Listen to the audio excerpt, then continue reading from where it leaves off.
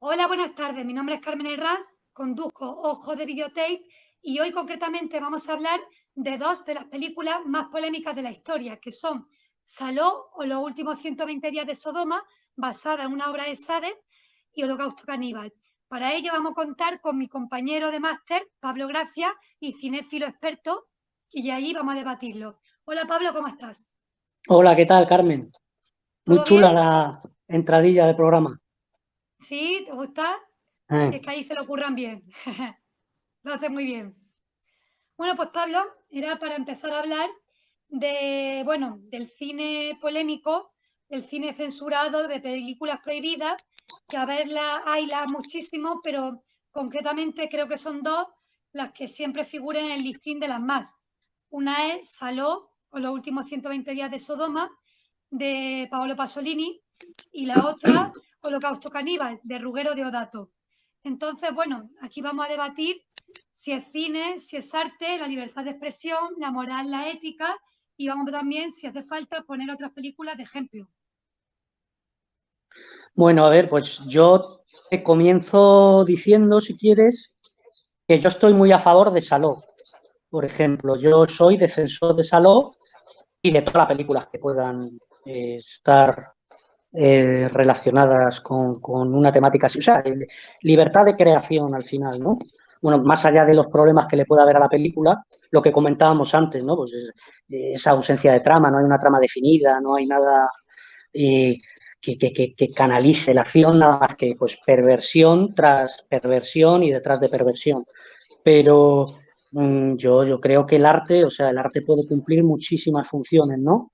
Puede entretener, puede atender a un criterio estético, puede ser didáctico, puede enseñar, puede atender a muchísimas funciones. Y una de ellas puede ser pues, ponernos enfrente de nuestras perversiones, de nuestras miserias, de aquello que nos hace peores como ser humano y ponernos delante de un espejo y mostrar la realidad tal y cual es. Lo que puede pasar en la realidad, mostrarlo en la pantalla. Y creo que eso lo hace muy bien Saló. Por lo tanto, yo soy defensor de que existan películas así. A ver, el arte evidentemente está hecho para no dejar indiferente a alguien, porque si no, no es arte. O sea, el arte está hecho para eso, para conmover, para emocionar, para hacerte reír, puede ser disruptivo, puede ser destructor, puede ser de muchísimas formas, pero el arte está hecho para eso. O sea, un mundo sin arte sería un mundo desalmado, porque si no, no tendríamos formas de expresión, por así decirlo, de una forma bruta. Entonces, concretamente, ahora mismo vamos a hablar de esta primera parte, de Saló. Tú bien dices que estás de acuerdo, que estás totalmente de acuerdo, pero a mí me gustaría preguntarte, ¿qué efecto te produjo a ti, te produjo o te produce? Porque tú a mí me has comentado varias veces que has visto Saló unas cuantas veces. ¿Qué efecto te produce? ¿Cómo ha cambiado en tu vida? Porque el arte también cambia tu perspectiva de visión. A mí me parece una bestialidad de película. Me parece una brutalidad. Que es alucinante. Primero, por lo que enseña, por lo explícito que es.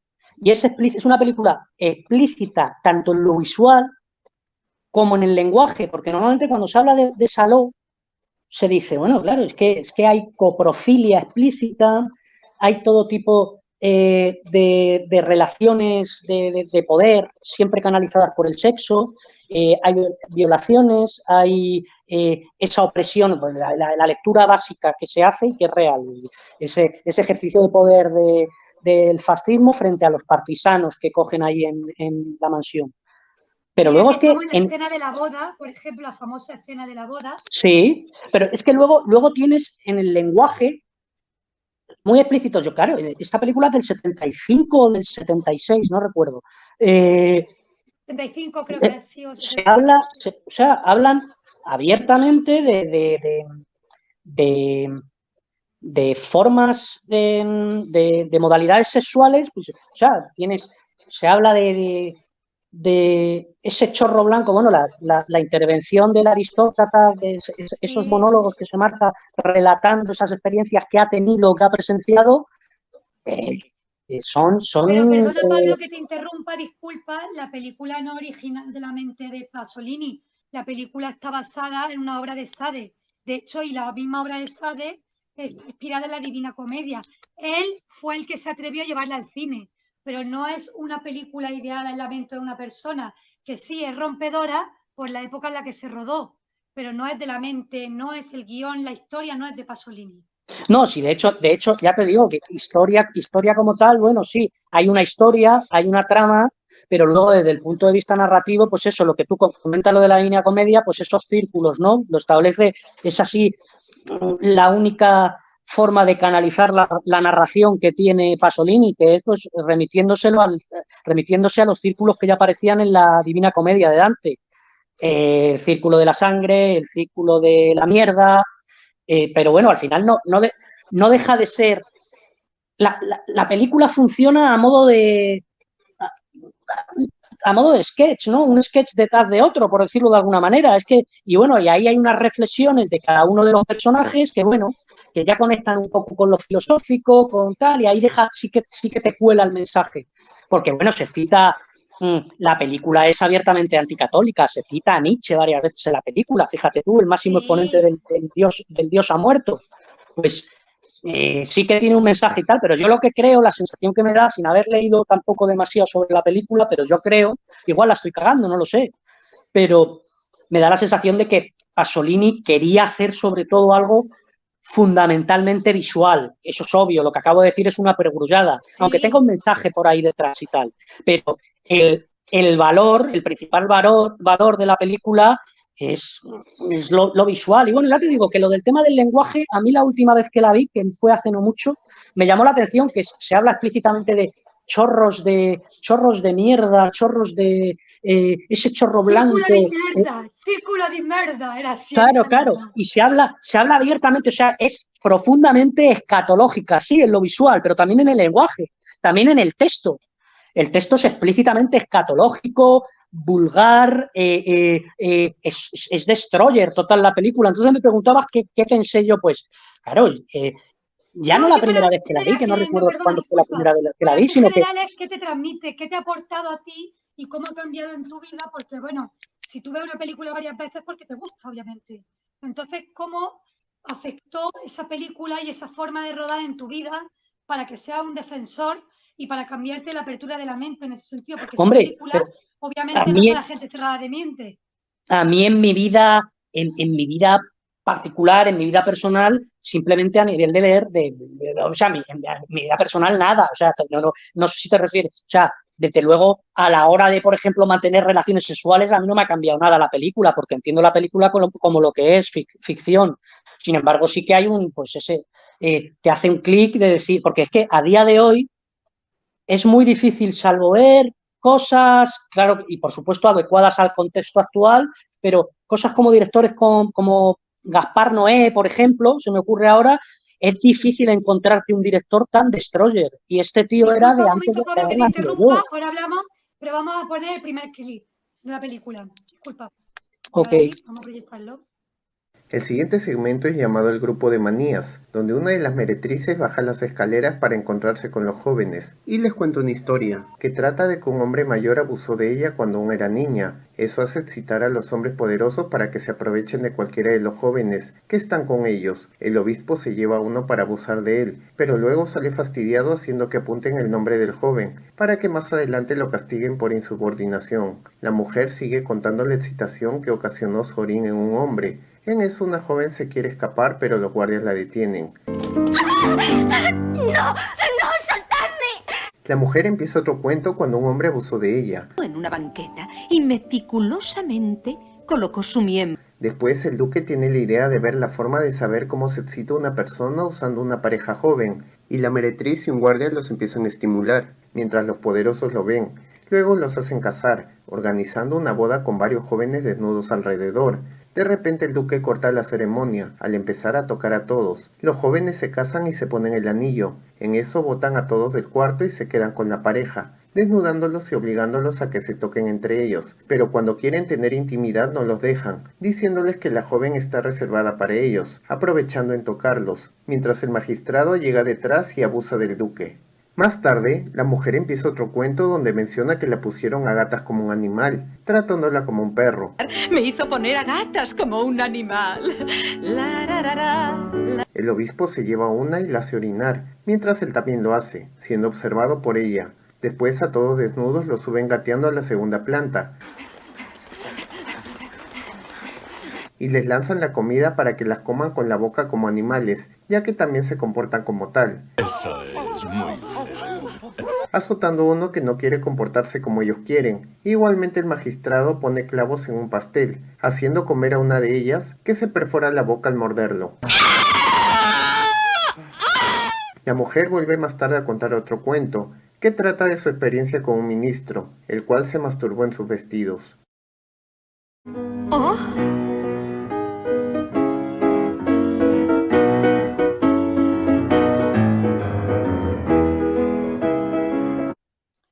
A ver, esta escena es una obra de arte indiscutible, por la forma en la que está filmada, por la forma en la que está rodada, cómo intercala los relatos de la Bacari, de la prostituta, cómo intercala a ella con los planos de los niños, sus caras inocentes, sus labios así gorditos, sus ojos grandes, todos sorprendidos. El magistrado, exactamente, el magistrado, perdón. Y cómo le está hablando y cómo le especifica los detalles. Esa escena se nota, es evidente que está meticulosamente preparada y ensayada y realizada, y la calidad es indiscutible. Cómo la intercalan con la música, la mujer tocando el piano, la actuación, y mira que está doblada, aún así es indiscutible que esa escena es arte. Sí, muy buena. Pero ahí viene la cosa de quién quiere ver esa película, porque bueno, ahí que entramos en los nichos. Eso está muy de moda, es de nicho, esto es de nicho. Hay novelas, películas, documentales, incluso cuadros que están hechos para determinadas personas que sí les gusta disfrutar de ese tipo de arte, pero hay otras que no. Entonces yo calificaría esta película totalmente de nicho. Eso creo que sí que estamos de acuerdo, ¿no? Bueno, no sé hasta qué punto, porque desde luego para todo cinéfilo esta película es algo más allá que un festival de depravación. O sea, por ejemplo, tú misma lo has dicho, es una secuencia, pues, es una maravilla cómo está rodada, esos primeros planos, ese baile acercándose a la cámara de ella, ya te hace, y es otra de las cosas que a mí me llamó la atención cuando vi la película. Sí. Es un universo, crea Pasolini una atmósfera del absurdo, un rollo onírico, le mete ahí que ya trasciende ya lo que te esté contando, el tema, que bueno, que el tema central ya lo sabemos todos, pero de pronto te cuela esas reacciones de personajes que pues son un plus de la película, para la película también, no sé. Entonces hablas de nicho, si lo denominas... Es de nicho, porque no es una película para el que quiera ver todo el mundo. Y lo de nicho es para cierto género que le gusta a gente, literalmente. Entonces, Pero si es de ¿en nicho. qué nicho la categoría? O sea, ¿para qué target? ¿Para qué espectro concreto de gente? Porque A si es ver, de yo nicho, va enfocada hacia un público concreto, ¿no? sí. ¿Cuál es ese No, para mí público? un Vamos público a ponerle concreto, nombre y apellido a ese no. público. Porque, por ejemplo, para mí de cinéfilos no, porque pues hay gente, a ver, no sé, a mí me encanta el cine, yo me he criado con el cine, he visto muchas películas, tengo una buena filmoteca, pero esa película la he visto por partes como porque no la soporto ver, es como que para mí es superior a mí, pero también a lo mejor depende de mi educación, de lo que Mire, de lo otro. yo quiero hacer... dime. No. Entonces, para mí algo de nicho es, por ejemplo, tipo muchas novelas de Bukowski, la película basada en la de Bertolt Brecht, el libro de American Psycho. Esos son libros de nicho, esos son libros, películas, obras que están hechas para personas que pueden aguantar cierta, cierta incomodidad que para algunas personas puede ser ya insoportable. Creo que está hecha para personas que sí les gusta también adentrarse en el lado oscuro de la mente humana. Por ejemplo, te voy a poner un ejemplo. Yo una vez vi una película que era de esta así como de gore o falso gore, humor negro, que era como, estaba un poco basada sobre escupiré sobre vuestra tumba, libremente, pero no del todo. Y yo me acuerdo que la estaba viendo con mi amiga y mi amiga justo cuando iba a llegar el momento en el que el tipo iba a violar a la chica, pues ya, no, la quitamos, no, me perturba, no. Entonces, creo que hay ciertas películas, ciertos géneros y ciertas obras de arte, cuadros, pinturas, bailes, todo lo que encarne el arte, que es para cierto tipo de personas que soporten eso. Y creo que hay gente que Federico, aunque sea perdón, que muy tengo ahí al diletante, perro. tranqui, a mí mi Ava se ha metido muchas veces. Y yo creo que es para, aunque tú puedes ser un diletante, y degustador de arte, pero hay cosas en las que a lo mejor no te vas a meter. Y por eso no va a ser menos evaluador que otro. Eso pienso yo. Vamos. Te quería preguntar por eso, que lo hemos comentado un poquito antes de que comenzara el programa.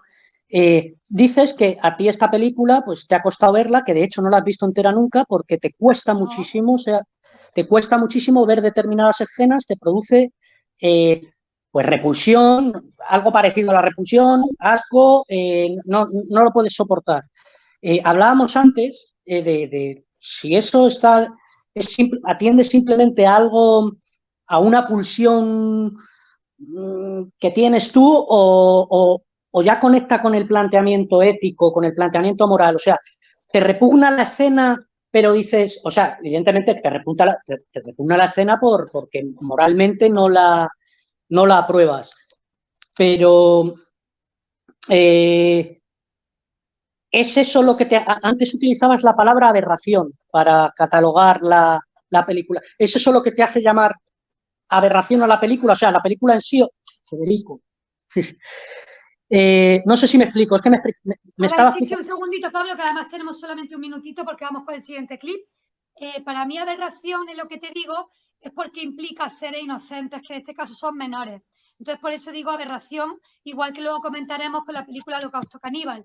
Entonces, yo cuando veo a un nene, a un chico menor participando de semejante cosa dirigido por un director, pues yo personalmente empiezo a pensar en todos los menores que conozco, los hijos de mi amiga, de mi amigo, mis primos y todo. Entonces, a lo mejor yo individualmente, pero sé que a otra gente le pasa lo mismo.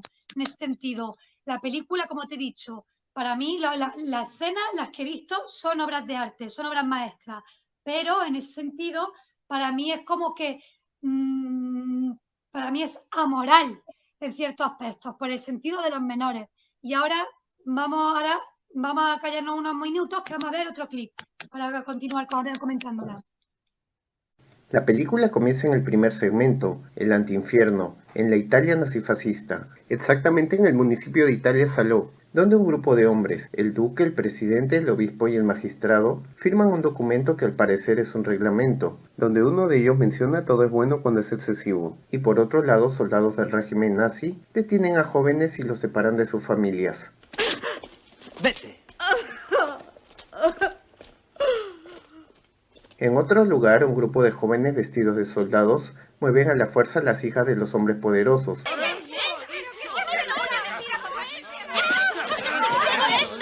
para llevárselas hacia ellos, los cuales deciden intercambiarlas y casarse con ellas. A todos los chicos detenidos los reúnen en un lugar, donde entran los 4 hombres poderosos para escoger a los que más les agradan, apuntándolos en un papel que introducen en un ánfora. Después llegan a otro cuarto donde escogen a otro grupo de jóvenes, llegando más adelante a otro lugar, donde están retenidas un grupo de mujeres jóvenes y un par de mujeres adultas, las cuales se encargan de llevarlas a ellos, desnudándolas y haciendo que escojan a la mejor.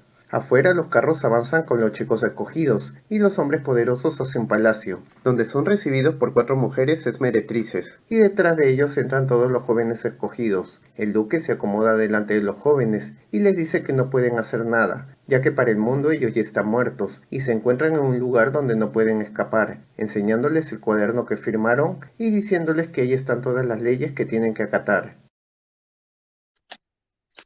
Pues mira, es el principio de la barbarie. Sigo pensando lo mismo. Está filmada de una forma admirable. Me encanta cómo contrastan los países del norte de Italia tan hermosos, los lagos, la inmensidad y la majestuosidad del castillo, con luego los secuestros, y luego también como suena también como un poco bizarro, cómo le han secuestrado al hijo a la madre y la madre gritando ¡la bufanda, la bufanda! Es como que eso también es paródico, y eso yo creo que lo hizo también aposta Pasolini. Para mí tiene un comienzo, e incluso yo comentaría que los títulos de crédito te pueden confundir perfectamente.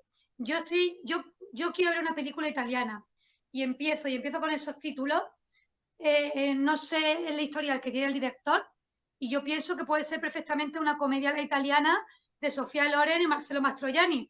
Bueno, porque a mí, por ejemplo, me llama mucho la atención de la música, e incluso Woody Allen se ha inspirado en muchas de sus películas, tiene música donde impera esta banda sonora.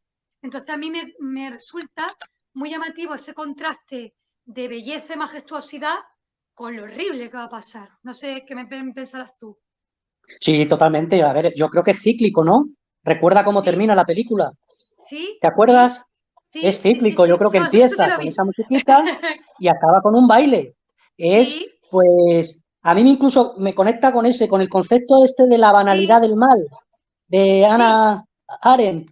El tema de, pues eso, es que vas a ver una película que es depravación total continuamente, y sin embargo, pues te lo está planteando formalmente de otra manera, y al final termina de otra manera para mantener ese por eso te digo de ese absurdo, ese contraste, ese rollo onírico continuamente, ese todo. La película te trastoca a todos los niveles. Me ha gustado una cosa, no lo recordaba, así es que hace muchísimo tiempo que no veo la película. Bueno, no hace tanto tiempo, hace relativamente poco, pero no recordaba, le dice nada nada en exceso, todo en exceso es maravilloso, tipo así, todo como en exceso o algo así. No sé si es maravilloso lo que dice, pero es que eso es exactamente lo que le dice Michelle Pfeiffer a Al Pacino en El precio del poder. Cuando no para, Michelle Pfeiffer no para de meterse. Luego en exceso puede ser maravilloso también. La frase de Michelle Pfeiffer en Scarface, en El precio del poder, es exactamente: nada satisface tanto como el exceso. Sí. Y eso es un niño que hace de palma a Pasolini. Mira, a Saló, no recordaba yo ese, pero sí, nada, y eso que comentas, todo tan bucólico, ¿no? Tanto paisajes como música, todo para, pues eso, a mí lo primero tampoco recordaba el inicio de la película y el final de la película, lo recordaba, pero todo eso que tú has comentado de esos paisajes, ese verde, todo esto, pues, coño, la banalidad del mal. Al final, Sí, de lo que parece la nada con sifón, al final encuentras el infierno absoluto. Sí, pero a sí. mí, por ejemplo, lo que me da por pensar es como que hasta todo en exceso es suficiente, pero al final incluso lo más depravado es como que han hecho todo lo que se puede hacer, todas las barbaries, todo. Y aún así, y luego, después de hacerla, ya viene el aburrimiento, porque es como que, o sea, hasta el mal aburre. Y a mí eso también me resulta muy filosófico. Es como de hacer el bien, es como que ellos necesitan lo que tú decías, que me llama mucho la atención, que una película que no tiene trama, que todo va sucediéndose hasta, bueno, hasta el final, en el que te alineas con nosotros, sí, te alineas con nosotros, no, pues te cortamos la lengua, te hacemos esto, lo esto y esto. Pero es como que después de haber hecho semejante macabrería, si se le puede decir así, es como que se aburren porque ya ven que no tienen nada que hacer. Y por ejemplo, yo lo leí en la obra de Sade, de Juliet y la prosperidad del vicio, es como que al final se cansaban de ella, es como de, o sea, ya la hemos usado por todas partes. Es como ya la hemos hecho, ya es que ya estamos cansados. Como que hasta incluso como que lo malo aburre. Y ahí también eso es súper nichiano. Sí, es pues, el eterno estereotipo de la burguesía, de la aristocracia, que en este caso es real, ¿no? ¿Sí? Gente trajeada que no tiene oficio ni beneficio y está ahí para el divertimento, ¿no? Y ese ¿Sí? divertimento, pues bueno, deriva hacia lo que deriva y como si nada, y se debaten, bueno, lo que comentábamos antes, entre cita y cita de Nietzsche o de conversaciones elevadas, pues te cometen una violación o se meten en un pleno festival de coprofagia. Pues eso, Claro, el y ahí contraste. viene, disculpa que te interrumpa, perdona, y ahí viene también la denuncia al creador y al director de esos filmes, que es lo que vamos a ver ahora mismo con lo que le pasó a Pasolini después de rodar esta película, que no fue muy grato, la verdad. Estaremos hablando de este caso de Pier Paolo Pasolini, el mismísimo director de la película Los 120 días en Sodoma. Si no la has visto, te dejo el link en la descripción para que puedas ver el resumen. Pero primeramente vamos a hablar de este personaje y su trágica historia encontrándolo muerto y totalmente desfigurado. Pier Paolo Pasolini fue un poeta, escritor y director cineasta, uno de los directores de cine más polémicos en Italia. Pier Paolo Pasolini era un romántico y populista. En el año de 1975, Pier Paolo Pasolini llegó a un acuerdo con un chico de 17 años de edad llamado Pino Pelosi. La intención de Pier Paolo Pasolini era pagarle una cantidad elevada a este joven a cambio de que mantuvieran relaciones sexuales. Este chico aceptó, así es que decidieron verse un 1 de noviembre de 1975. Pasolini pasó a recoger a una estación de tren al joven de 17 años. Primero pasaron a comer a un restaurante y después de terminar de comer se fueron a la playa para detener el automóvil en un lugar más solitario. El joven cuenta que al detener el auto, él se negó a mantener relaciones íntimas con el director,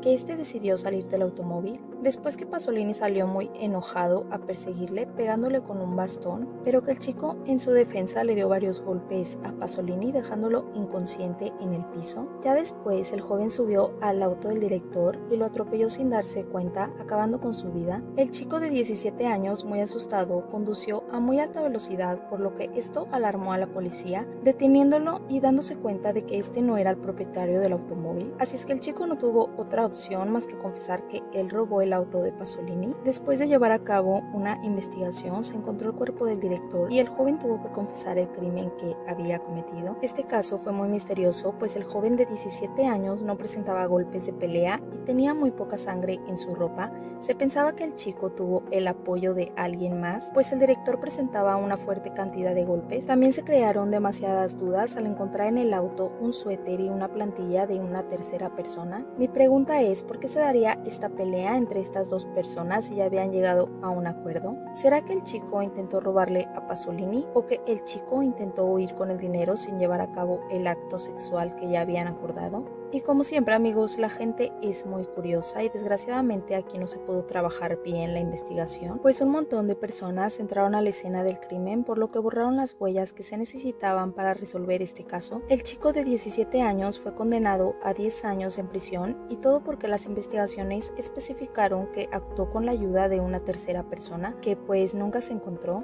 Así es que el chico cumplió solamente 5 años de condena. Después de unos años más tarde, este cumple 50 años de edad y se presenta en un programa de televisión para limpiar su nombre, declarando que él no mató a Pasolini. Él cuenta que aquel día, 1 de noviembre de 1975, sí mantuvo relaciones sexuales con el director. Él bajó del auto para ir a orinar y se acercaron 3 hombres de acento sureño, aproximadamente de 40 años de edad, acercándose con Pasolini, insultándole y diciéndole que era un sucio comunista. Uno de los hombres lo golpeó y lo amenazó junto con su familia para que éste no hablara. Él cuenta que los otros 2 hombres sacaron del auto a Pasolini golpeándolo brutalmente hasta desfigurarlo.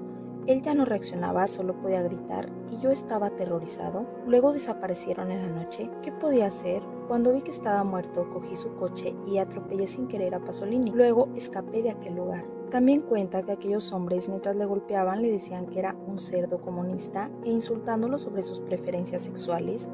Él dice que no fue el único que vio esta escena, sino que estaban algunas otras personas viendo desde las ventanas y autos todo lo que sucedió aquella noche, pero que nadie dijo nada. Después de esta nueva declaración, Pelosi dijo que en aquel momento él no quiso decir la verdad porque tenía miedo por su familia y por él. En el testimonio de un gran amigo de Pasolini, Sergio Sitti, mencionó que en algunos rollos de la película de Saló, los 120 días de Sodoma, fueron robados y que Pasolini quedó en reunirse con esas personas que le robaron la cinta para llegar a un acuerdo. También se sospechó hacia 2 hermanos que eran sicilianos de extrema derecha, pero debido a falta de indicios, el caso volvió a cerrarse y estos murieron en los 90 a causa de SIDA. Como bien les mencioné, Pasolini también era escritor y en su novela llamada Petróleo, Pasolini, en uno de los capítulos de esta novela, se centra en el caso de Enrico Mattei, presidente de la compañía petrolífera Eni. Mattei desapareció en un avión que explotó y fue considerado un accidente. Francesco Rossi es el director de la película llamada El caso Mattei y le pidió ayuda a un periodista llamado Mauro de Mauro para que investigara el caso y poder filmar esta película, y este fue eliminado por la misma mafia. Lo raro es que este capítulo del libro de Pasolini también desapareció. Después se dieron cuenta que este capítulo de Pasolini lo tenía un senador y bibliófilo, Marcello De Lutri, quien fue condenado por 9 años en prisión por apoyo a la mafia. Él dice que leyó este capítulo y que se le hizo muy misterioso, pero después negó tener este capítulo. Muchos mencionan que Pasolini tenía muchos enemigos por sus preferencias homosexuales y por ser comunista. Hoy en día, en el lugar que murió Pasolini se encuentra un monumento en memoria del director, el cual fue destrozado con pancartas e insultos homofóbicos por un grupo de extrema derecha militia. Y bueno, amigos, hasta aquí he terminado con este caso. Sin duda un caso que guarda muchos misterios, pero que tiene mucha información. Así es que déjame en los comentarios qué piensas sobre este caso. Y si el video te gustó, dale like y por favor no olvides suscribirte a este canal. Sin más me despido y muchas gracias.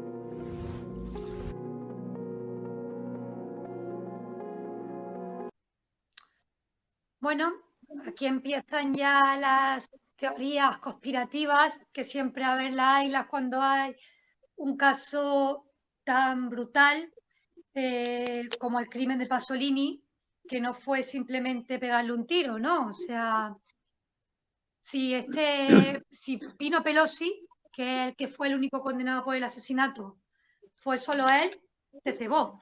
Porque, bueno, los forenses lo decían, no quiero ser tampoco muy descriptiva para no desagradar más a nadie, pero, o sea, los forenses decían que eran chorros de sangre, o sea, estaba totalmente descompuesto. Y Que el cadáver parecía una bolsa de basura. Sí, exacto, lo confundieron con de basura. Se confundió en principio el cadáver con una bolsa de basura. Sí, y eso luego, a ver, no sé, yo no soy detective, no soy forense, no soy policía, pero la mafia italiana, y en esa época además, luego el Partido Comunista, o sea, él era abiertamente comunista. Yo creo que lo de la homosexualidad, fíjate tú que era lo de menos, por mucho que digan. Pienso que era lo de menos. Pienso que ahí les daba igual que fuese homosexual, transexual y todo, mientras fuese con la mafia, básicamente. Y Pasolini, lo que sí es cierto es que Pasolini tenía un rollo sin editar, y eso se ha demostrado, que existen rollos inéditos de la película. Eso es cierto, ¿no? Y lo que es curioso, claro, es eso, que sucediera, es que como Claro. esto es todo lo que se lee sobre la muerte de Pasolini son especulaciones, más Sí, allá de lo, pero claro, no deja de ser demasiada coincidencia que muriera poco después de rodar esta película, que probablemente, o sea, seguro es su película más polémica y claro, todo tan extraño, tan oscuro. Bueno, se ha escrito, lo que hay no no son dejan de ser teorías, especulaciones, todos son entonces tampoco, teorías.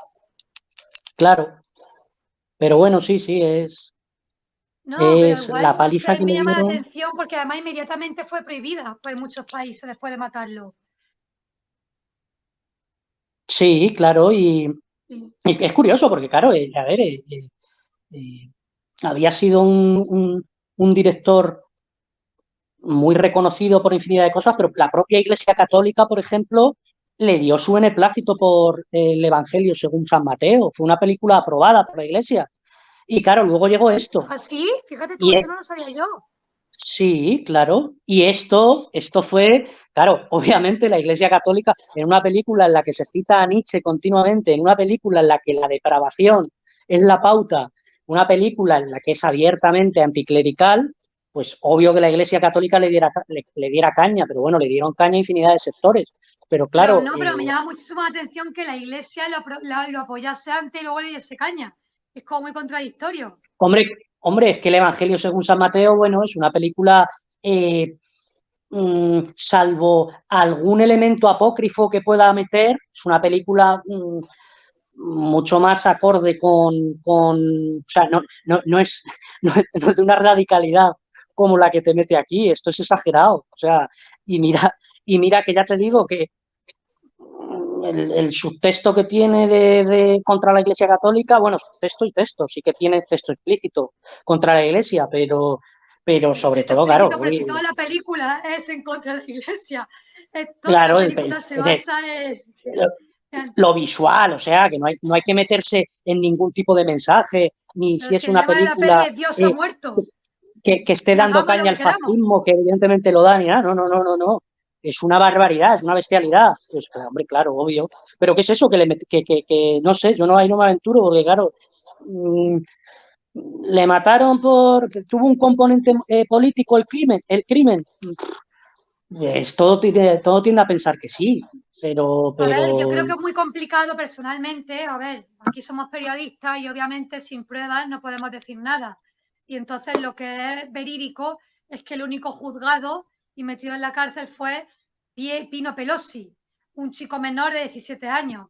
Entonces, realmente, según los juicios, según la condena, fue así. A mí me resulta creer esa historia, lo que te estoy diciendo, y según cuentan.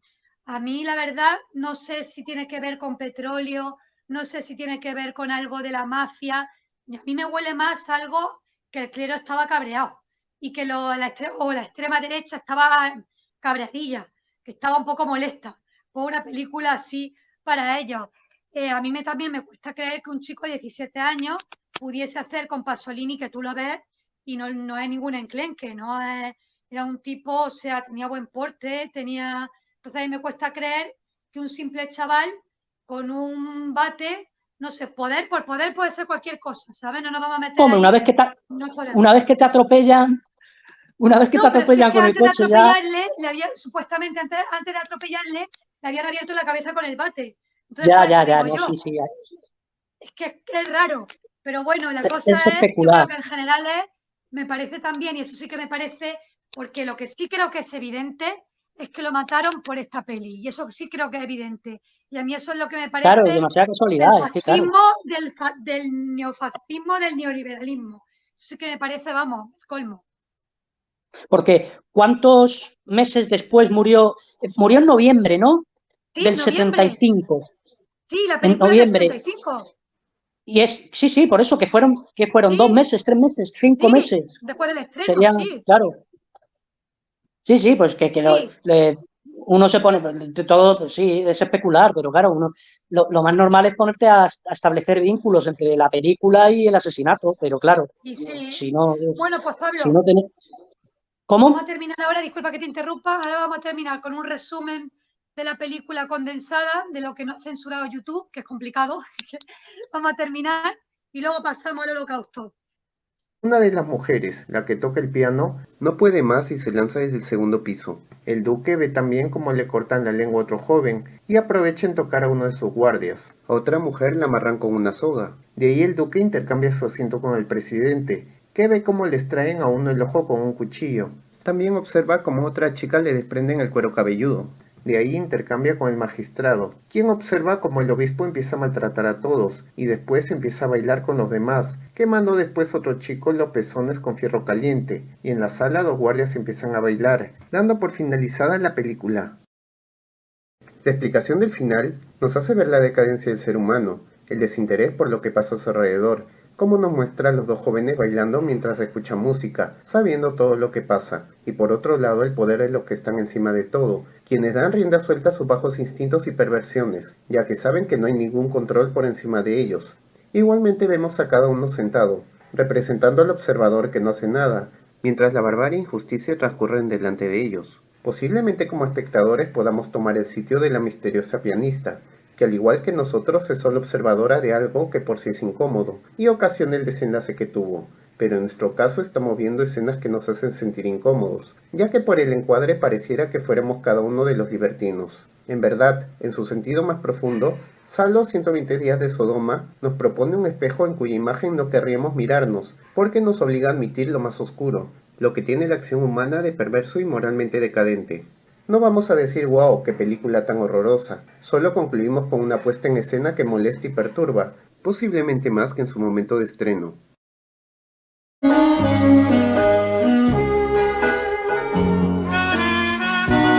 Esto ha sido algo random. Eso es muy absurdo también, ¿eh? Sí, sí, igual que Eso el es muy final de haberlo absurdo de puesto de esta epílogo película. en la película. Si Pasolini No, levantara la cabeza... no, yo creo que Pasolini yo creo que lo aplaudiría y todos, porque sería el colmo. Igual de una forma de resumir el final. El final es, como hemos dicho antes, el colmo del aburrimiento. ¿Quieres bailar? ¿Sabes bailar? No, pues bailemos y bailan los dos. Luego me llama mucho la atención, muchísimo, me vuelve a llamar muchísimo la atención la música, que es totalmente de la comedia a la italiana o de las películas de Woody Allen. Me vuelve a llamar un montón la atención. Luego, lo que yo no sabía es que iba a ser el principio de una trilogía. ¿Tú lo sabías, Pablo? Yo tampoco. ¿No? Porque ya tenía... Fíjate tú. Yo no lo sabía. Yo sabía que tenía su famosa trilogía del de Cameron, Sí. los cuentos de Canterbury y Las Mil y una noches, El círculo, que giran en torno al sexo también, claro, de Pasolini. giran en torno a, pero a un sexo más comedido, más, Sí. bueno, más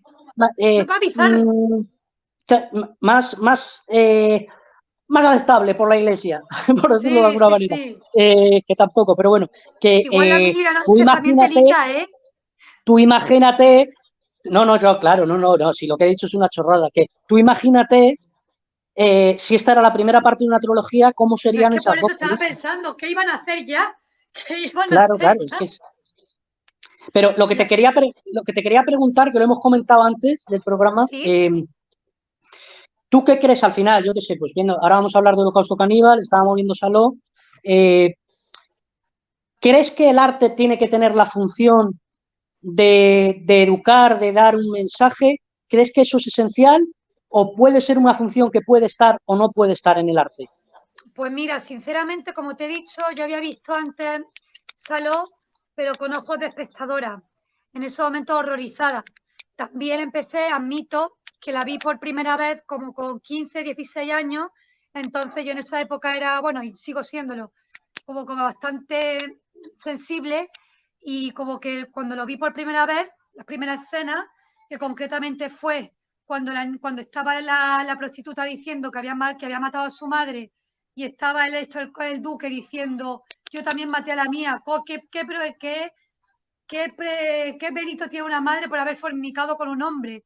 y luego ya la obliga a comerse sus heces, pues como que yo ahí tenía 15 años y salí, salí y luego tenía más años y vi algunas escenas sueltas, pero admito que ya era con el de este tipo un depravado, admito, no sé, la veía ya como que aberrante, como te he dicho, pero habiéndola visto ahora más seguro, igual yo he estudiado mucho sobre esta película, he leído el libro y he visto antes cosas, pero nunca he tenido una conversación tan extensa en la que dé tanto a pie y ahora, igual que yo, estaba, como te comenté antes, súper en contra de la censura, súper en contra, y Australia es un país que no sé por qué, un continente que es que por qué está censurando siempre, Oceanía, porque Australia y Nueva Zelanda siempre están censurando, no sé qué creo que tienen. Canadá, si no actualmente, hasta hace poco por lo menos, la tenía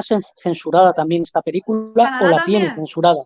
Fíjate que sí, estamos hablando, tú me hablas de Australia, pues fíjate, Canadá, sí, estamos hablando de eso que llaman primer mundo. O sea, sí, por eso es que no, es o como sea, que sí, por eso, que pero bueno, luego, por ejemplo, hoy en día, teniendo en cuenta cómo está el debate respecto al tema de lo políticamente correcto y tal, pues desde luego está claro que una película así no se podría estrenar. Hoy en día tú ves o sea, vamos a ver. sí se puede, es lo que te dije, comenté, se puede, Vamos a pero ver. te van a matar a palo. A ver, exactamente. En una democracia occidental, pues sí se estrenaría una película así, lo tendría muy difícil para que terminaran censurándola, aunque bueno, teniendo en cuenta cómo están las cosas y se están poniendo las cosas, bueno, pero Pero sí, como, claro, desde luego nadie se pondría a rodar una película así porque sabría que habría problemas y que tampoco tendría ese target, tampoco tendría ese público que en su día sí podría, porque los 70, pues fíjate, el 75, en los 70, la época dorada del cine para tema de experimentación, de arte y sí, ensayo, o sea, obviamente, mejor década que esa, sí, la y hoy en día estética, hemos ido hacia sí. atrás. Hoy en día nadie se atrevería no a estrenarla, no, a rodarla, a plantearle Pero a un si es lo, productor, oye, mira qué idea tengo. Bueno, no, si Gaspar es lo que te Noé se está comenté, metiendo pero así. si es la Gaspar película Noé, esta que polaca es un outsider, se está metiendo con claro, estas si es la cosas. película Dime, dime. polaca, perdona, continúa, disculpa. No, dime. No, sí, he acabado. No, es Cuenta. lo que te estaba comentando, si es la película esta polaca de Playground, que lo único que tiene, a ver, son dos niños más malos que el gas, que bueno, que disfrutan haciendo bullying a una chica gordita, que uno de repente empieza a darle bofetada al padre que está inválido y que luego finalmente secuestran a un niño y que está basado en hechos reales, que sí, que efectivamente es James Bugler. James Roth es el pianista que está empadronado en España, inglés. Pero que bueno, que el crimen, ¿tú lo recuerdas ese crimen? No. El Hubo de una vez, Playground. disculpad un segundito, perdonen. El... Hubo una vez dos chicos en Inglaterra, creo que fue por Liverpool, si no me equivoco, que secuestraron a un nene de 2 años, ellos tenían 10 y le hicieron de todo. Y fue un crimen tan aberrante que fue la primera vez que dos niños fueron juzgados como adultos y de hecho ingresaban en prisión. No sé si James Bugler era un asesino o James Bugler el nene, no me quiero, pero yo creo que era la víctima. Pero hubo una película polaca que se llama Playground, que es lo que te dije, que demuestra eso, sí, que demuestra cómo los niños demonios de hoy en día, y la última escena está basada en ese crimen tan horrible que hubo, pero la escena está grabando, se va alejando cada vez más la cámara, se va alejando cada vez más y tú vas intuyendo lo que ves, vas escuchando cosas que para mí siempre, no sé por qué, me resulta más perturbador oír que ver. Y vas oyendo cosas, vas viendo un poco de sangre y entonces vas escuchando el llanto del niño y claro, pues esa película pues tuvo una polémica increíble y el director también fue amenazado. Y eso estamos hablando de una película de 2016, 2015. O sea, tú imagínate, Saló ahora. Es que, vamos, o Oye, sea, vienen los de Vox y ya. O sea, ahora, no, ya que estamos hablando porque bueno, sí, has escogido pues quizás las dos más representativas, Holocausto estamos Caníbal. terminando, Pablo. Sí. Y sí, no, solo quería decirte que Irreversible, ¿recuerdas Irreversible de Gaspar Sí, Noé? la escena de 10 minutos de la violación, Claro, sí. Era también, lo que, bueno, también por tiempo y tal, y quizás estas dos son más representativas, pero hubiera estado bien también meter Irreversible. Sí, es verdad, Gaspar Noé todo lo que hace súper fuerte. Y bueno, ya con esto dejamos en Saló, ya nos metemos en Holocausto Caníbal, que también tiene tela. Ahí vamos. Holocausto Caníbal es una de las películas más notorias de la historia del cine de terror. La encontraréis en prácticamente todos los tops sobre películas que se hagan difíciles de ver. Es poco común que un aficionado al cine no haya escuchado nunca hablar de esta película, sobre su origen, su trama o de su polémico rodaje en el que se llevaron a cabo ejecuciones reales de todos los animales que vemos en pantalla. El director italiano Ruggero Deodato consiguió cierto renombre con su película Los últimos caníbales del año 1977, por lo que una productora alemana decidió contratar a Deodato para hacer otra película sobre caníbales, Holocausto Caníbal, que trata la historia de un equipo de rodaje que va al Amazonas a investigar diferentes tribus que viven ahí, y como podréis averiguar por el título, las tribus caníbales los acaban matando. El rodaje de esta cinta empezó en 1979, en Colombia. La búsqueda de las localizaciones requeridas para grabar la película hizo que el director estuviera a punto de renunciar del rodaje, pero en el último momento, él y su productor se encontraron con un hombre que les sugirió grabar en la ciudad colombiana llamada Leticia, caracterizada por sus numerosas selvas que eran perfectas para el rodaje de la película. Para interpretar a los personajes de la película, el director contrató a actores novatos en el Instituto Strasberg de Nueva York. Luca Barbaresi y Francesca Ciardi fueron contratados porque eran italianos, y eso facilitaría la comercialización de la película en Italia. El resto del reparto lo formarían otros dos estudiantes de Nueva York, Perry Pirkanen y Carl York. Además, el actor de cine para adultos Robert Kerman interpretó al profesor Harold Monroe. Las dos mitades de la película son muy diferentes la una de la otra. En la primera vemos al profesor Harold Monroe dirigiéndose a las selvas amazónicas en busca del desaparecido equipo de rodaje, que estaba formado por el director Alan Yates, su novia Faye Daniels y sus dos camarógrafos, Mark Tomaso y Jack Anders. En la segunda parte de la película vemos lo que le ha pasado a estas personas desaparecidas a través de unas cintas que se encuentra el profesor Monroe. Él y la productora de Nueva York revisionan el metraje encontrado para determinar si es apropiado revelar las cintas al público. A pocos días del estreno, la película fue prohibida y retirada de los cines, debido a que muchas personas llegaron a creer que lo que pasaba en la película era real. Y para decir la verdad, razones no les faltaban. Tengamos en cuenta de que se trataba del año 1980 y el género del metraje encontrado no existía en aquellos tiempos. Los efectos prácticos usados en la película fueron tan realistas que el director tuvo que demostrar en un juicio cómo hizo la famosa escena del empalamiento. Si a eso le sumamos que las muertes de los animales sí fueron reales y que además se creó un contrato que obligaba a los actores a no mostrarse públicamente durante los 12 meses posteriores al estreno de la película, era más que normal que el público y las autoridades acusaran al director de grabar las muertes de esas personas. Deodato tuvo que llamar a los actores y pedirles que demostraran que seguían vivos apareciendo en un programa televisivo de Italia. El director y los representantes de su productora recibieron 4 meses de libertad condicional por el abuso de animales. Deodato tuvo que pasar por los tribunales para evitar que la película fuera prohibida. En 1984 se consiguió estrenar una versión censurada de la película y varios años más tarde se consiguió distribuir en formato casero la versión sin censura. Pero ¿qué es lo que realmente se ve en la película? ¿Y por qué la cinta tiene la fama que tiene? Pues bien, como ya os mencioné antes, la película comienza con el profesor Monroe, que va dirigiéndose al lugar en el que desaparecieron los 4 jóvenes. El profesor va acompañado de 2 guías, Chaco y Miguel. Después de varias horas en la selva, el grupo de búsqueda decide tomar un descanso, y es aquí donde se produce la primera escena polémica. Miguel, en busca de comida, trae una rata y en primer plano vemos cómo el animal se retuerce mientras le destripan el estómago. A continuación, Miguel le tira entrañas del animal a un indígena para que se las coma. Seguido a esto, vemos como un indígena castiga a una mujer por ser infiel. Primero la viola con una piedra, luego le mete una masa de barro con pequeños palos por la vagina y por último la acaba matando con una roca. El profesor y sus guías se encuentran con los restos del equipo de rodaje.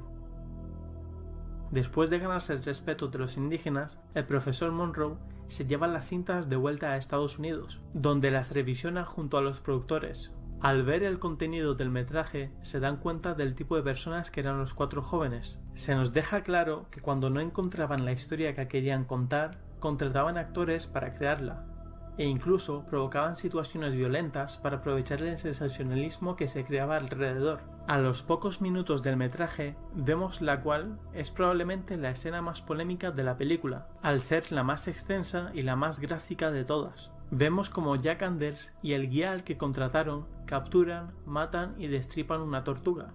La escena es larga y en ella vemos con detalle cómo decapitan al animal y lo abren para comérselo. Poco tiempo después de esto, el guía es mordido por una serpiente y tras el fallido intento de salvarlo amputándole la pierna, el guía muere. Los 4 americanos se dirigen a una aldea donde vemos como un indígena mata y se come a un mono. Los americanos le disparan, matan a un cerdo y queman parte de la aldea poniendo en peligro las vidas de los indígenas, con el único fin de obtener las imágenes que desean. Things like this happen all the time in the jungle. It's survival of the fittest. In the jungle, it's the daily violence of the strong overcoming the weak. Jack! Más tarde, los americanos secuestran a una joven de la tribu y los 3 hombres del grupo se turnan para abusar sexualmente de ella. Se produce un salto en el metraje y vemos que la joven indígena está empalada en un trozo de madera que la atraviesa desde el recto y que le sale por la boca. Fácilmente podemos deducir quiénes fueron los responsables del acto. Watch it, Alan. I'm shooting. Oh, good Lord! It's unbelievable. It's horrible. Como venganza, los indígenas persiguen al grupo. Al ver que uno de los camarógrafos está herido, Alan Yates decide sacrificarlo para ver qué es lo que harán los indígenas con él. Estos le castran y mutilan. Los 3 jóvenes restantes intentan huir de los indígenas, pero estos atrapan a Faye Daniels, la violan en grupo y la decapitan. A los pocos segundos de esto, vemos como los caníbales también alcanzan al director y a su camarógrafo, pero sus muertes se producen fuera de cámaras. Los productores deciden seguir el consejo del profesor Monroe y no hacen públicas las cintas. Aquí, por ejemplo, si nos ponemos a hablar del tema de los límites del arte, ¿no? Bueno, no me ha quedado claro si tú... Bueno, sí, me ha quedado claro que tú no limitarías el arte, no censurarías, otra cosa es lo... pero, por ejemplo, aquí surge una pregunta. Aquí sí hay una predisposición del director, de Deodato, para hacer creer a la audiencia que lo que ha rodado es real, porque, por ejemplo, cuando hace firmar a sus actores un contrato que dice que no pueden aparecer en ninguna película ni aparecer en público un año después de ser estrenada la película, eso es con una voluntariedad de hacer creer a la audiencia. Esta es la primera película denominada Found Footage, que significa metraje encontrado, que siguió luego el proyecto de La Bruja de Blair y todo, como para mantener el misterio, como si hubiese sucedido de verdad. Para crear claro, entonces, ¿tú qué opinas de eso? ¿Crees que guiar así a la audiencia es algo tramposo y desde el punto de vista ético sí sería reprobable o no?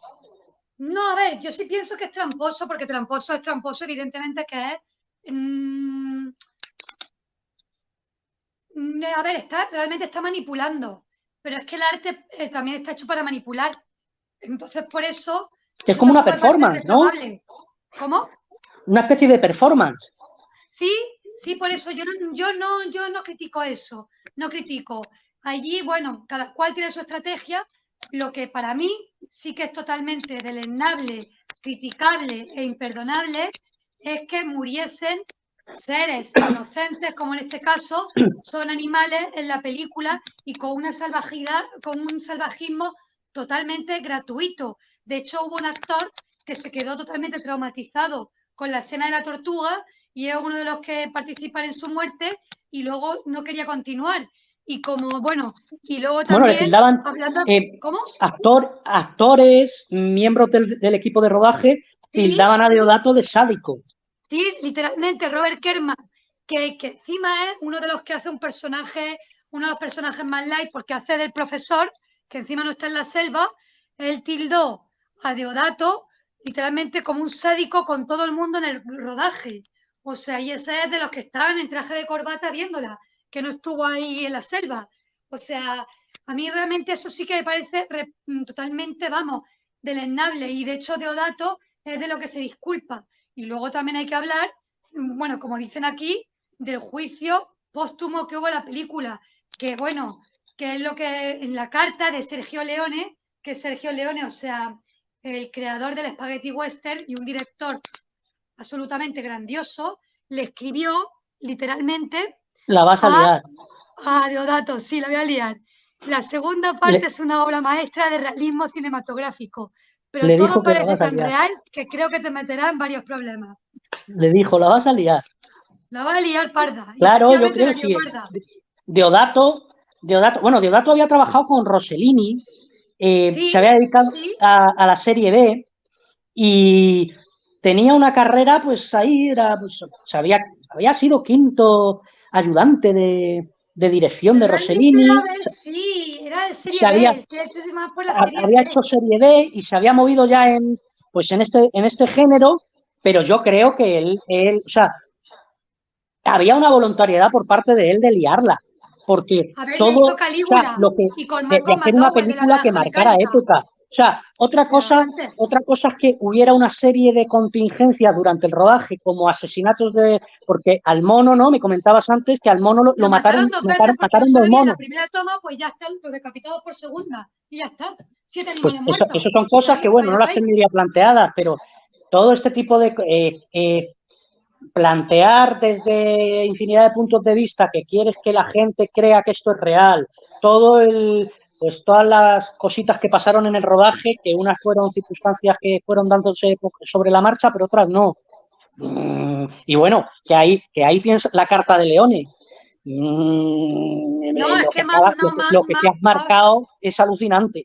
Sí. Y claro, yo cuando vi esta película me dejó hecho polvo, vamos. Yo recuerdo los videoclubs cuando era pequeña de verla y de ver la imagen típica y la veía en los videoclubs y siempre me acuerdo que agarraba la cinta y me ponía a ver de qué iba, pero luego no me atrevía. Es que lo recuerdo como si fuese ayer, cuando iba a los videoclubs, la imagen mítica, es que tengo aquí impresa. De la carátula. Claro, porque el género pues, o subgénero, como queramos llamarlo, de material encontrado, con el proyecto de la bruja de Blair, pues ya teníamos antecedentes, pero esta es la pionera, ¿no? Es la pionera, obviamente. Es la primera vez que se hace eso, se dice, mira, hemos encontrado esto, lo ha encontrado, se supone que, o sea, porque falsos documentales ya de antes, o sea, falsos documentales tienes... Pero se sabía. Celi, de Woody Allen, no, yo qué sé. ¡Ay! Mira, por ejemplo, hemos dicho lo mismo.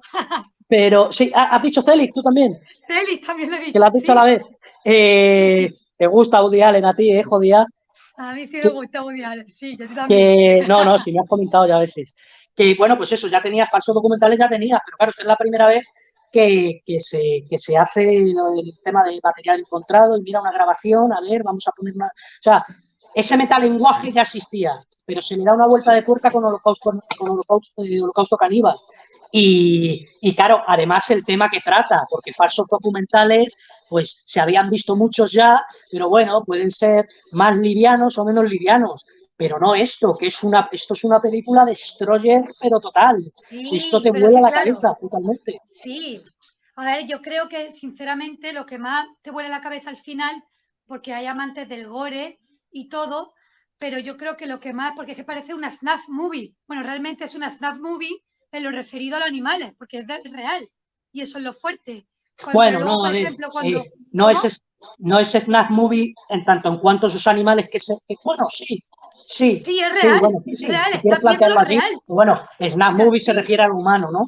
Entonces, pero que sí, que desde luego es una cosa O sea, desde luego, claro, estamos... Tú fíjate que esto que es del 84 la película es... No, yo creo que del 80, no, se estrenó en el 84, pero la No, estrenaron en el del 84, 80, del pero creo 80 que, es esta película, es del claro, 80. pero 2 o 3 años más tarde pudieron, porque al Deodato lo llevaron al juicio y ahí tuvo que sacar una bicicleta porque le decían asesino. Ahí tuvieron que salir todos los actores que no, que una película, que Deodato no nos ha matado, no, simplemente no ha dejado para allá, pero no nos ha matado. Pero luego tuvo que sacar un poste tuvo que sacar una bicicleta y ahí colocar a una mujer y ponerle un trozo de madera y ahí simular el emparamiento. Lo que pasa es que la mujer no logró quedarse tan inmóvil y todavía a día de hoy hay gente que piensa que el tipo mató a la indígena porque no era lo que la localizaron. Porque y en 1980 la fecha es la fecha de estreno, en los 80, sí. Porque esta indígena estuvo también desaparecida después, ¿no?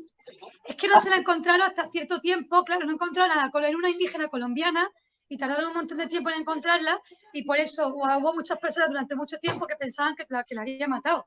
Y eso. Pero al final salen los títulos de crédito, en los actores sale ella, sí. Porque tú fíjate lo que te comentaba del tema de la época, son épocas diferentes.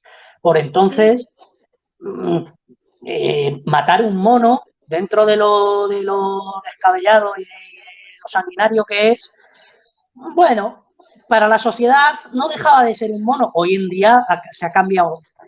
Hoy en día veríamos el debate que se formaría si se sabe que se está ya no maltratando animales, sino asesinando, matando animales en una película. Se hubieran buscado un lío muchísimo. Porque claro, al fin y al cabo... Es que, a ver, bueno, ahora es ilegal, pero es que en esa época era legal matar animales. Es lo que estamos hablando. En esa época, de hecho, en los derechos jurídicos tú podías matar animales.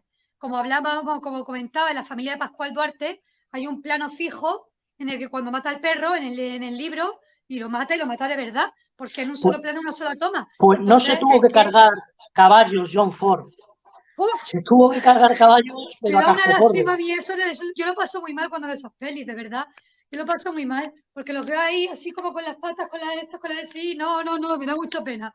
Pero el caso es como que una película fuese tan rompedora para llegar a juicio y que el tipo lo había hecho como una performance, como tú dices, y lo que comenzó como una performance de soy innovador, soy aquí, he iniciado un nuevo cine, que en realidad sí, al final el tipo acabase con su abogado en juicio demostrando que no era un asesino, bueno, sí, de animales, pero que demostrando que los actores estaban todos vivitos y coleando. Y de hecho, es muy curioso porque eso amplió la audiencia, aunque luego fue prohibida en muchísimos países, en los países en los que no lo fue, amplió la audiencia, mucho más todavía. Y los actores salieron a programas, muchos renegaron de Deodato, muchos hablaron de él, pero amplió la audiencia y hoy día es una peli de culto. Sí, una especie como de salsa rosa a los gore, ¿no? Después de, por decirlo de alguna manera, ¿no? Sí, no, claro, a ver, si es una película, ¿qué es eso? Como Superviviente en versión... Sí, lo que te iba a comentar es eso, que al final lo del tema de los animales no deja de ser una anécdota más dentro de todo esto, que bueno, que a mí sí, ahora ya vístolo con perspectiva y con el tiempo, lo más gordo, lo más heavy de todo el tema es que mataran animales y que no estén bien cuidados. Y de esa manera. Porque el resto, era la pregunta que te hacía antes y que tú me has dicho que sí, que te parece bien, que no ves nada, el tema de la performance, yo lo veo perfectamente también, como, no sé, una forma de hacer cine de otra manera, no lo sé. Se ha convertido en una película de culto por esto y bueno, sí, a mí me parece una forma, el tema marketing que planteó me parece que no es enjuiciable tampoco, no sé.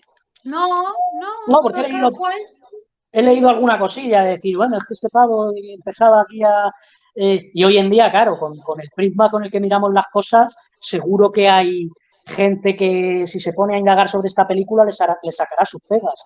Hombre, ¿cómo vas a hacer creer a la gente que estás vendiendo una película, una snap movie real y tal? Sí, porque en el fondo todos somos morbosos, entonces en el fondo hay muchas personas que les gusta eso y sabiendo... Claro, que forma parte hoy en día forma parte de... Dime, Claro. que te corto. Bueno, ahora mismo, perdona Pablo, ahora voy a poner como un resumen final y ahí comentamos la otra parte de la hipocresía de la película, de lo que vamos a hablar luego.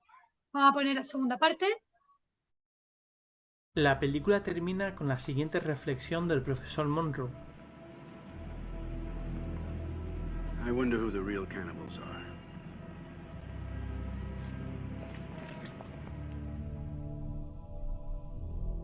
Como ya os podréis imaginar, la creación de la película fue bastante difícil. Para empezar, el elenco tuvo graves problemas con el director. La actriz Francesca Ciardi no estaba contenta con las escenas de desnudez y se negó a seguir las órdenes del director, por lo que éste se pasó el resto del rodaje humillándola ante el resto de sus compañeros. Carl York fue contratado a última hora y no tenía ni idea de qué clase de película iba a grabar. Su primera escena fue la de la amputación de la pierna. Muchos de los extras que interpretaron a los indígenas pertenecían realmente a tribus de la zona y formaron parte de la película sin recibir ninguna compensación económica, a pesar de que se rumorea que en varias escenas de la película se pusieron en riesgo sus vidas, y que según parece ser, la joven que interpretó a la indígena que fue empalada nunca fue localizada después del estreno de la película. Esto último levantó las sospechas y fomentó los rumores sobre que las muertes de los personajes eran reales. La gran mayoría del equipo de rodaje estaba en desacuerdo con la decisión del director de usar animales reales. Perry Pirkanen lloró después de grabar la escena en la que mataba a la tortuga. Carl York se negó a matar al cerdo de la aldea, por lo que lo tuvo que hacer Luca Barbaresi. Robert Kerman criticó duramente las decisiones y actitudes del director, y se dice que las escenas en las que su personaje presencia la muerte de los animales fueron grabadas por separado, y que el actor no tenía ni idea de que las muertes iban a ser reales. Pero es muy difícil de saber si lo que dicen es cierto, o si simplemente los actores querían desvincularse de la culpa. Luca Barbaresi dice, por ejemplo, que nadie protestaba en el set de rodaje, y que las críticas del resto del reparto vendrían después de ver que el público se les echaba encima. Años más tarde, el propio director de la película admitió que la idea de usar animales reales fue una estupidez. En la película se matan un total de 7 animales: una rata, una tortuga, una araña, una serpiente y un cerdo. La parte en la que se mata al mono se tuvo que repetir, ya que la toma no quedó del todo bien en el primer intento, por lo que se mataron 2 monos para la escena. Años antes de ver Holocausto Caníbal, yo ya conocía gran parte de la historia que rodeaba la película, pero no fue hasta hace poco más de una semana que me atreví a verla. Para decir la verdad, no lo hice con mucho entusiasmo, pero sorprendentemente me han gustado muchas cosas de ella. Su estructura fue algo que no me esperaba para nada. Yo tenía entendido que la parte del profesor Monroe era algo secundario y que no era importante para la trama, pero en realidad es todo lo contrario. Gran parte de la película se centra en su viaje y su punto de vista sobre lo que está pasando en el Amazonas. Let's say things were reversed, right? And the Yakumo attacked your house, defiled everything that you held holy. You know that pig that was killed? That was food for those people. Now, what had happened if somebody went to your house when you were hungry and took the little bit of food you had in the refrigerator and threw it down the toilet? Would you behave in a civilized way? Es una película que, a pesar de que me ha costado verla entera, se me hizo muy entretenida. La crítica que propone hacia el sensacionalismo y al choque de culturas me pareció muy interesante, pero también es bastante hipócrita. En la película vemos cómo los protagonistas están dispuestos a matar seres vivos con tal de generar sensacionalismo, y esa es exactamente la razón por la que la película se ha hecho famosa, y razón por la que ha generado tanto revuelo. Las muertes de los animales son completamente innecesarias. Para grabarlas se pudieron usar efectos especiales sin ningún problema, y no solo es que no aportan prácticamente nada a la trama, sino es que además es muy obvio que el director sabía la reacción que iba a generar en el público. Las muertes no son anecdóticas, algunas de ellas son bastante extensas, y el director las acompaña de música para añadirle dramatismo. Es una pena que una película tan interesante esté manchada con la muerte de esos animales. Si lo que el director quería hacer era impactar, no necesitaba matar a los animales para ello. Es una cinta muy difícil de recomendar, porque mirad, es muy fácil pasar por alto ciertas cosas y disfrutar de películas cuyos directores deteste. Ya sabéis, separar arte de artista, pero creo que Holocausto Caníbal es un caso completamente diferente. La película pudo ser recordada por su atrevida trama, por su crítica a las diferencias sociales, o por ser la primera película en la historia e introducirnos el metraje encontrado. Pero en vez de eso, Holocausto Caníbal es conocida por ser la película en la que se abusan y matan animales, con el único propósito de llamar la máxima atención posible. Pues también, obvio lo del debate de los animales, ¿no? Eso está, bueno, debate, no hay debate, es una canallada, o sea, por puro marketing y porque sabe que va a generar una polémica que a la postre va a ser buena para la película. Fíjate, película de culto, que bueno, película de culto por otras muchas cosas aparte de por el tema de los animales, pero a mí no sabía, por ejemplo, que engañó a actores durante el rodaje para decir, oye, tienes que matar un animal, pero no sabían que ese animal iba a tener que matarlo de manera real al final. Eso es una forma también de Yo engañar. eso sí lo sabía también un poquito. Yo Se no sabía de lo algún sabía, caso. no lo sabía. Y Creía que el sabía actor del sabía actor que te de comentaba antemano antes que iba a perder a los bichos. que lloró con lo de la tortuga muchísimo, que acabó, o sea, tú imagínate, además dicen que lo que comentaban, que la escena más polémica es la muerte de la tortuga. Tú te puedes pensar, como una tortuga con su caparazón, que solo tiene así su cabecilla así de gusanillo y todo, puede dar tanto juego un crimen, y al final es la escena, junto con el empalamiento más polémica de la película. Decían que no, que a la indígena no la encontraron nunca, han dicho. No la encontraron, fíjate tú, yo pensaba que sí, porque Que figuraba, no la pero hay otra encontraron colombiana. nunca. Sí. Claro, A ver, más porque es verdad, leña al fuego. claro, porque hay una escena en la que violan tanto a Alan, que de hecho está con su novia, y la violan los tres, que es la segunda parte, de la que hace alusión Sergio Leone, que la violan los tres, y esa colombiana sí que está localizable. Y sí que me imagino que puedo dar testimonio. Pero lo que también me ha dejado loca es que nadie, aunque bueno, no debería dejarme porque muchas veces así, todos eran los indígenas que no vieron ni un peso, no vieron ni un peso. Lo que queda claro es que este tipo, el director, es la perla de la corona, o sea que no es una persona muy agradable para trabajar. Y hasta qué punto una cosa es arte, porque él, es verdad que sí, inició una performance, fue precursor de un movimiento que hasta nunca se había visto, pero ¿qué? ¿A costa de qué? De explotar, porque ya no es solo la muerte de los animales, que es lo peor, pero también de manipular y mentir a los actores, que eso también es muy reprochable, porque los actores no tienen por qué querer hacer eso, y de hecho Claro, muchos se no me viene a querían. la mente Bertolucci en El último tango en París, ¿no? Con la Aquella mantequilla, claro que complicidad sí. con Marlon Brando para el tema de la mantequilla, pero no decírselo a María Schmidt. Exacto, eso es manipulación totalmente. Claro, y si pues una cosa es que te manipulen. Cuando me planteaban no, vamos a debatir sobre los límites del arte y tal, claro, con Saló no hay problema. Con Saló no hay problema. Ahí está claro. O sea, claro. ¿Está a favor o en contra? No vamos a hablar. No, claro, cuando me planteaban.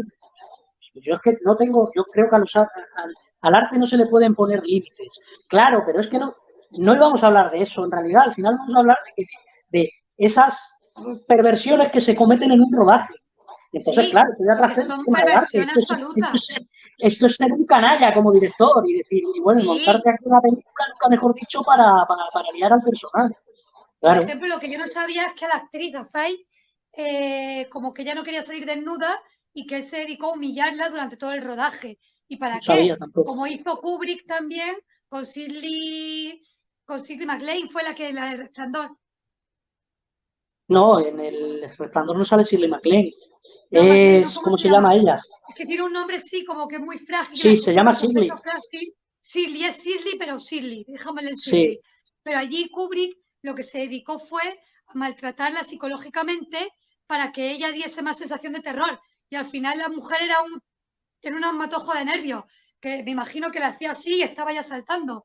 Entonces, es como ahí viene la manipulación. Y de hecho, de Kubrick también está la famosa escena de Malcolm McDowell, cuando le están obligando a ver escenas de violaciones, de extrema violencia y todo, le tienen los ojos sujetos con unas pinzas mientras un tipo le va echando gotas, y que llegó un momento en el que, como Kubrick era un perfeccionista enfermo de tanto repetir, pues al final se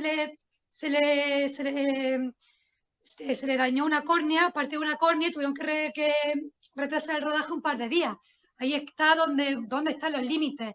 Y concretamente esta película también, aparte de los límites, lo que debate es si el director es un demagogo, un puro demagogo, que quiere decir, no, somos nosotros los que nos estamos cargando el viejo continente, con la reflexión del profesor al final. Todo esto es una nueva vuelta de tuerca al método Stanislavski, al final. Sí, mira, me acabo de acordar ahora de un engaño gordísimo, y eso es por todos sabido, de esa, en Ben-Hur, es una relación implícita que Charlton Heston con Mesala tienen, ahí hay una relación homosexual. Y el director, ¿quién era el director de esta película? ¿William Wyler? ¿Quién es el director de Hur? Sí, era Wyler, ¿no? Me parece. Yo creo que sí.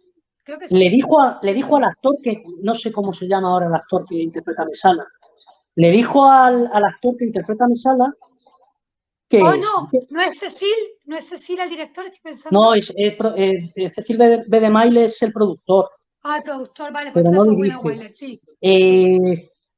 Le dijo, creo, sí, claro, ese productor, que le dijo que, creo que no William Wyler, no lo sé, joder, ahora no miraré, que le dijo que sí, que ahí había una relación homosexual, y el actor que interpreta a Mesala dijo, bien, pues, o sea, él interpretó a Mesala. No, William Wyler, me están confirmando de producción que es William Wyler. Sí. ¿Es William Wyler? Ah, vale, sí. Producción San Cimbalist. Ya estaba dudando. Pues, claro, ¿cómo se llama el actor de Mesala? No, el actor no dice, me está diciendo el director William Wyler, el productor San Cimbalist. El actor, yo tampoco me acuerdo cuál era, la verdad. Bueno, interpretó a Mesala sabiendo que ahí había una relación homosexual.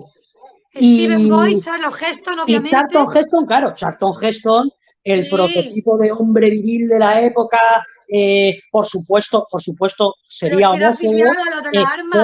¿Cómo va a interpretar a un hombre homosexual?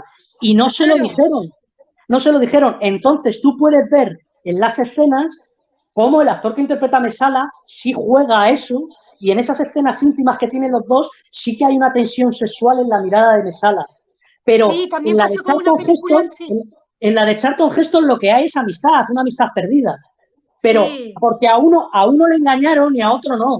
Y claro, ahí hay un juego también de pues este tipo de cosas, de cómo un director se lo monta para hacer lo que quiere en una película. Pero como con Montgomery Clift, en una película de, creo que John Ford, en la que sale con John Wayne, no me acuerdo cómo se llama. ¿Cuál? ¿Qué película? No sé, una que sale Montgomery Clift en uno de sus primeros papeles, antes Montgomery obviamente de tener accidente, con John Wayne. Pero es de John Ford. No, Dos cabalgan juntos no es porque esa es con... no me acuerdo cuál es, una película que sale Montgomery Clift con John Wayne. Sí, de John Ford, que creo que... Y algo de... No me acuerdo. Ay, Dios mío, porque la otra la que estaba diciendo era la que sale también... Ay, la memoria, maldita memoria. Pero bueno, que ahí también se ve, aunque Montgomery Clift inicia como un romance con una de las chicas, las que van al pueblo a rescatar, como inicia un romance, pero luego también se ve que hay una tensión sexual con uno de los vaqueros y se ve perfectamente. Y luego, si sabes la inclinación sexual que tenía realmente Montgomery Clift, está clara. Y ahí como que John Ford fue muy, son mucho más claros, sí. Luego buscar el nombre de la luego película. lo miro, sí, porque no me sale ahora una peli de Montgomery Clift. Caso, que nos quedan 5 minutos para cerrar, y luego aquí lo que queda claro es que Saló tenía un objetivo muy directo, y esta película podríamos tildarla de demagógica, porque es como eso, es como que es muy fácil. Las interpretaciones, por lo que yo he visto, no es que sean de Oscar y ninguno fue nominado. O sea, luego, al final, sale uno diciendo quiénes son los verdaderos caníbales, fumándose un cigarro así como muy dramático. O sea, pretenden criticar a la Europa occidental, pero luego a la vez ponen a los indígenas caníbales, destrozándolos todos, y como que pero luego llega uno, con perdón de Dios, con perdón que voy a hacer un poco, hijo de puta, uno de los compañeros que deja como maten a su compañero para ver qué pasa. Y al final, ¿qué pasa? Que mueren todos cocinados, que se los cocinan a todos. pero básicamente, en eso sí. Pero entonces, como yo sí tildaría esta película como sí que de explotación seguro y demagógica seguro, y que para mí que no aporta nada, pues no aporta nada. A ver, sí aporta por su performance, sí, pero que Pero una bueno, película... ¿ves? Yo creo que ahí está el debate.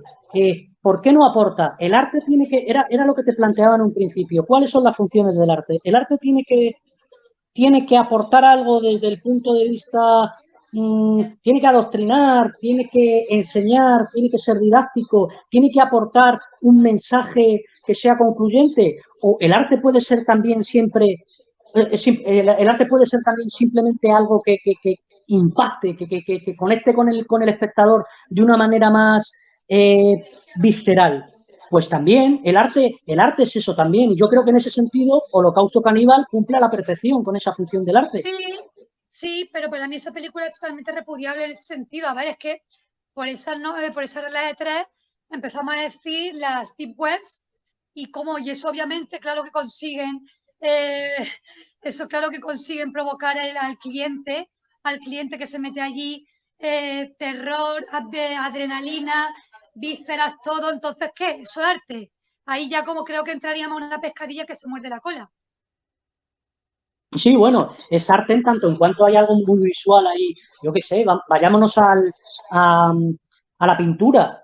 Pues no hay tenebristas, claro, detrás de un cuadro tenebrista, detrás de un Caravaggio, también hay mucha historia, hay mucha trama detrás, pero desde el punto de vista... Tiziano también fueron muchas de sus pinturas censuradas en su momento, como la que está cuando Zeus viene con...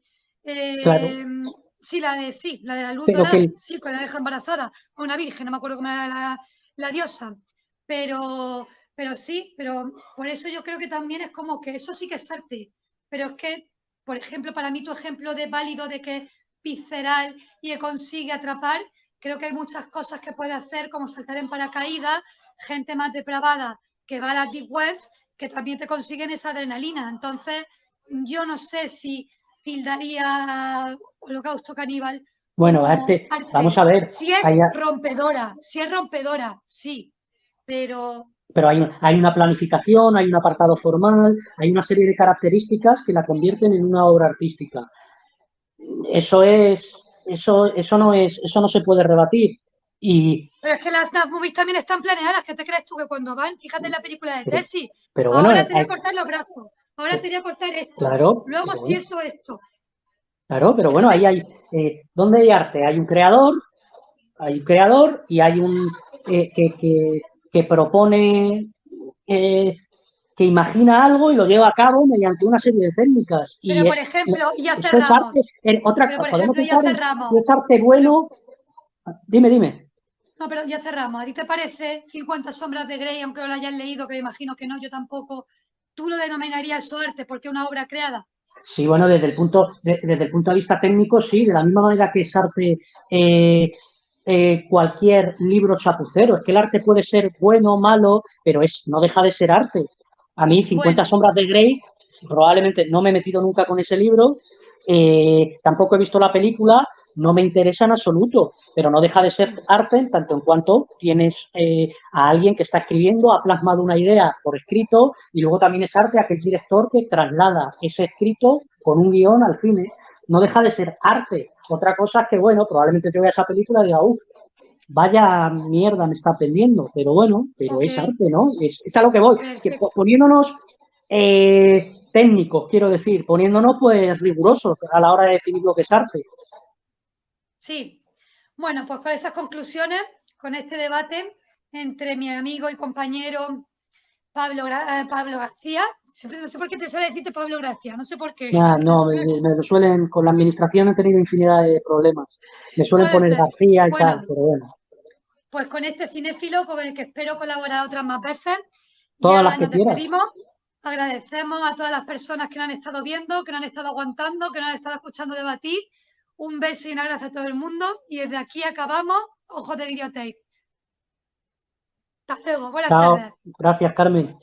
Gracias a ti.